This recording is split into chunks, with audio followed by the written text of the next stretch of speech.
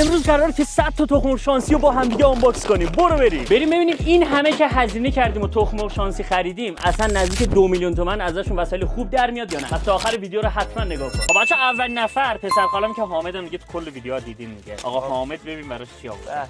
کیمدی. بچا کیمدی من اینا رو خیلی وقت پیش خریده بودم برای 2024 ولی خب مهم نیست. کارت بازی آره شانسیه. یه لپلوپ هم الان به یک از بچه‌ها دادیم ولی خب گفتن که فیلم نگیر. نمیدونم چرا گفت فیلم نگیر. حامد یکشو بردار باز کن. یکشم میخوام خودم باز کنم. رندوم.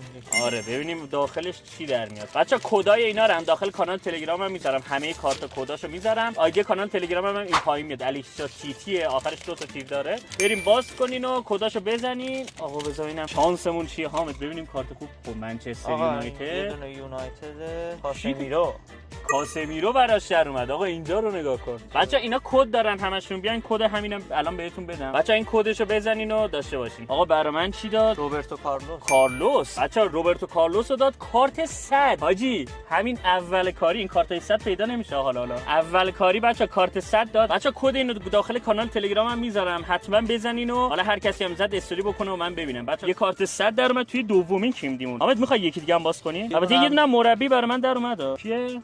قیافش چرا نمیدونم آنتونیو کونته آره بچا مربی ایتالیایی آقای کونته. بذار اینم کدشو به بچه‌ها بدم. بچه‌ای که این ویدیو رو دارن میبینن کدا رو بزنن و اشغال کنن دیگه. آقا بیشتر کدا رو یعنی کارتای کیمدیمون خیلی زیاده. شاید خیلیاشون مثلا داخل ویدیو نباشه ولی کداشون داخل کانال تلگرام میذارم. الانم شب اومدیم اینجا پارک اینجا رو نگاه کن. به به بریم ببینیم کسی پیدا میکنیم که این تخم مرغ شانسی رو بهش بدیم یا نه. بچا تخم مرغ شانسی هم تعدادشون خیلی زیاده فقط نمیدونم تموم میشه یا نه. خب آقا بریم کیمدی دوممون هم باز کن. بچا شب باورتون نشه من تا الان کیمدی باز نکردم و به زودی یه ویدیو کیمدی خیلی خفنم قراره بیاد بیرون که خبرشو بهتون نمیدم. آقا بازیکن بارسلونا لواندوفسکی 90.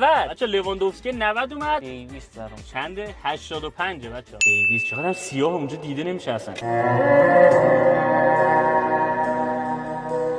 کارت دوم ببین چی در اومد. اوه سلطان. بچا کریستیانو رونالدو در اومد. فقط نمیدونم چرا رئال مادرید زده 2024 مگه رونالدو تو رئال بود. بچا کد رونالدو رو آقا کد رونالدو رو تو همین ویدیو نشون میدم. بیا بچا کد رونالدو رو سری بزنید. بچه‌ای که زدن این کدو استوری بذاریم ببینم کی زده. حتما استوریش هم منشن میکنم. فقط بچا اینا میگم 2024 من اینا رو خریدنی. من اینا رو خیلی وقت خریدم. اوکی فقط ویدیوش چون یکم امروز فردا شد نشد. اینم یه کارت دیگه است که بازیکنشو نمیشن شما 90. این اوورالاشون هر چه عددش بالاتر باشه خفن تره. الان رونالدو 96. یکی دیگه هم مرد بچا سری باز میکنم که خیلی طولانی نشه این ویدیو. کلی تخم مرغ شانسی داریم. 100 تا تخم مرغ شانسی من باز کنم.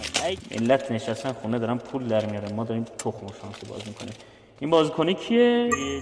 گریلیش؟ آره گریلیش شماره بازیکن من گریلیش 81